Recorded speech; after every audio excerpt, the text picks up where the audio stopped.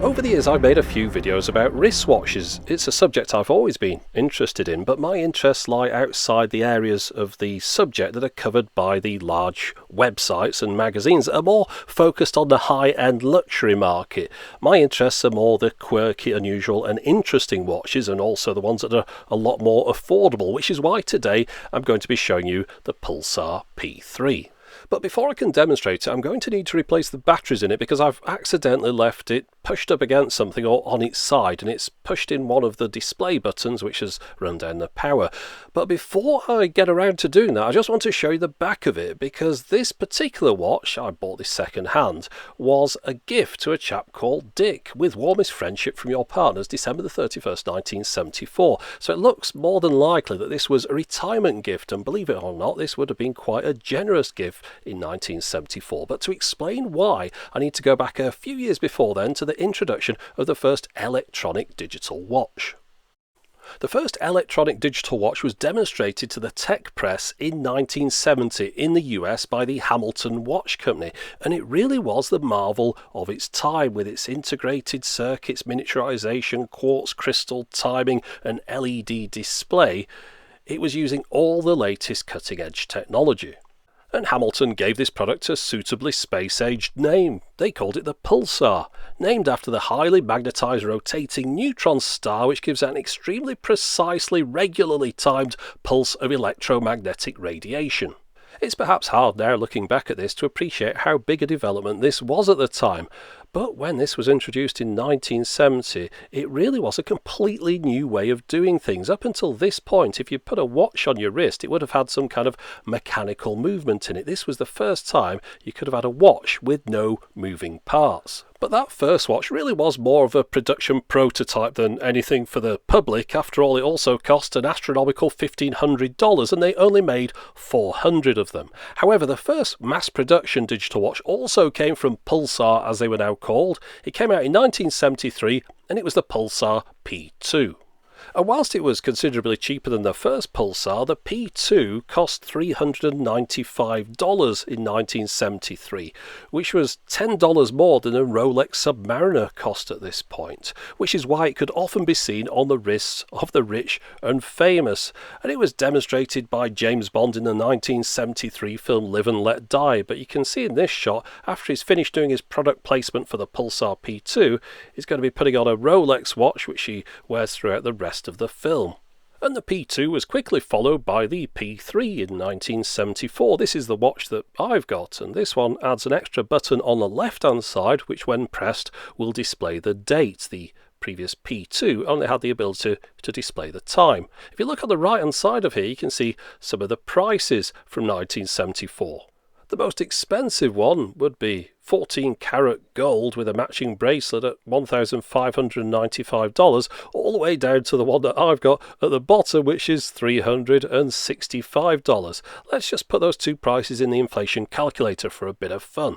So the most expensive one of those converts to approximately $8,510.95 in today's money, and the one that I've got comes out as $1,947.65. So that's what they clubbed together and bought Dick back in 1974, a watch that was worth approximately $2,000. And I'd imagine that Dick was quite impressed with his watch. After all, it was the same one that was being worn by the US president at the time, Gerald Ford, and he'd been criticised for wearing something that was so ostentatious at a time of a national recession. But it wasn't just the president that had to watch his back. Pulsar did as well, because LCD watches were starting to make headway. They'd been talked about since the earliest days of the digital watch appearing, but the first versions didn't have a long lifespan and you couldn't see them in the dark, but they improved upon these things. This article's from July 1972. Forward to December 1974, and there's a whole range of LCD watches now on the market alongside the LED displays. And of course the benefit of LCD is that it's on all the time. You don't have to press a button to see it. Go forward another year to December 1975 and we can see that the prices of the LED watches now are starting to collapse. There are so many different manufacturers on the market all competing with each other. The Pulsar range are now looking very expensive. They're listed here under Time Computer. You can see a Pulsar Executive is $285. Still a high-end quality product. But look above it, Texas Instruments, you can get an LED watch for $95. And if you don't mind going a little bit off-brand, how about a Litronics, $39.95.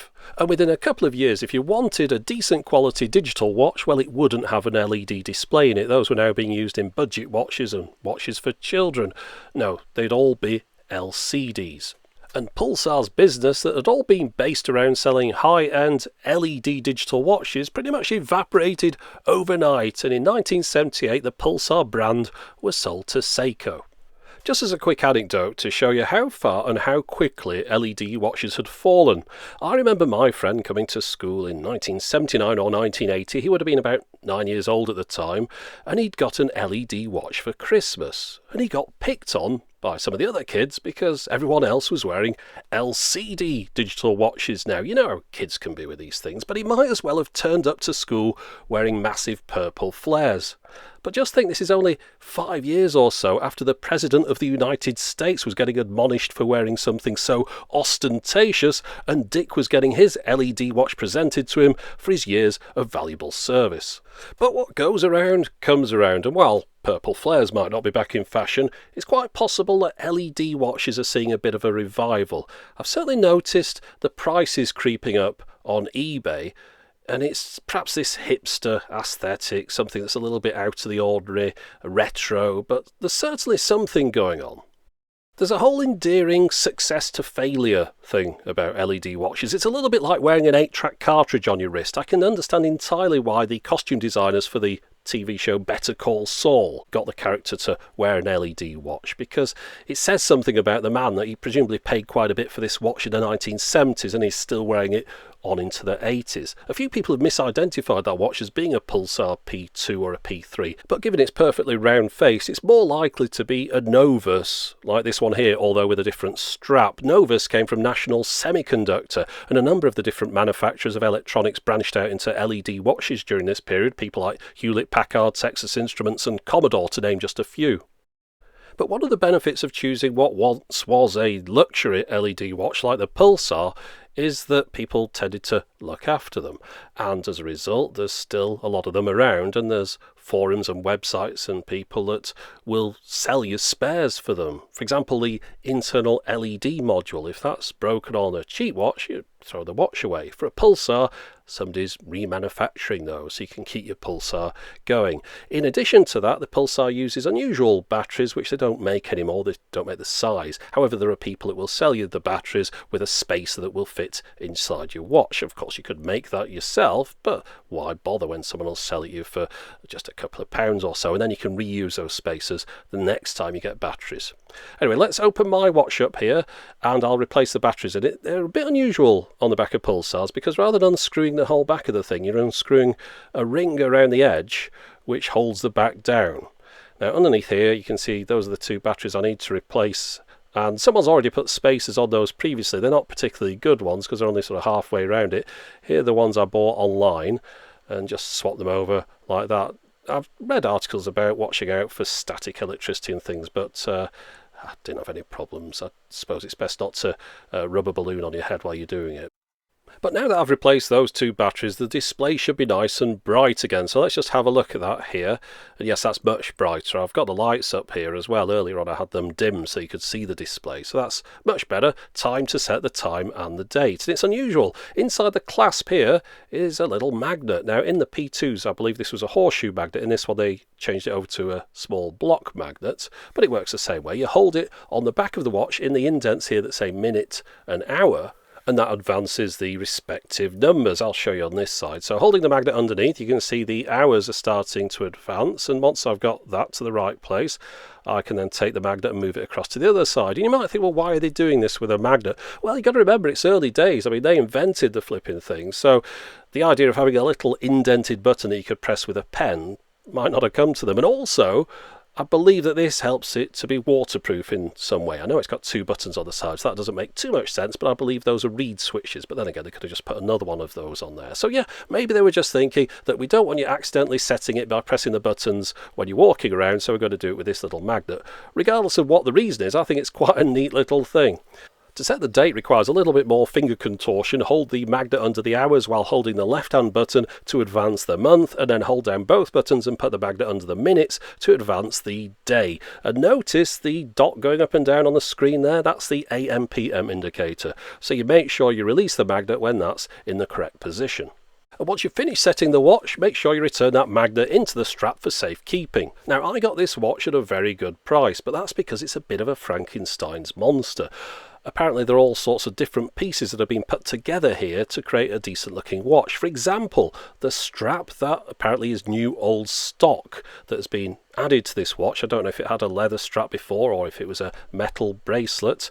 Also, of course, there aren't that many people that would want a watch that have been dedicated to Dick. That might have knocked a few pounds off the price. Notice there's a bit of a scrape at the bottom here on the left hand side, but nothing that's too obvious. The crystal itself is lovely and clear, which is great. No scratches on there at all. I believe the internals might have been swapped out as well, but regardless, it's still a good looking watch, and that LED display is something that's just beautiful to look at. The Pulsar watches have this dotted display. They are LEDs, but they are segmented into those little tiny dots, which just adds something to it, I think. And while you can get cheap modern day replicas of LED type watches, and they look okay when they're switched off, as soon as you press that time button, you know that that's not a patch on the original 1970s LEDs. There's just something about those original displays that hasn't been replicated since, and every time I press the time button on my watch, it takes me right back to the 1970s when I remember being under the bed sheets and pressing the button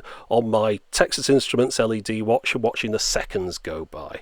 LED watches for a very brief period in the 1970s shone as brightly as their displays, but just like their batteries, that didn't last very long. However, it doesn't mean you can't go and buy one today. There are always plenty for sale on eBay. I'll have some affiliate links in the video description text box. And for just a couple of $100 or so, you too could be wearing the same watch as the US President or James Bond. I'll also have some other links in there that will take you through to some useful LED watch resources. But that's it for the moment. As always, thanks for watching.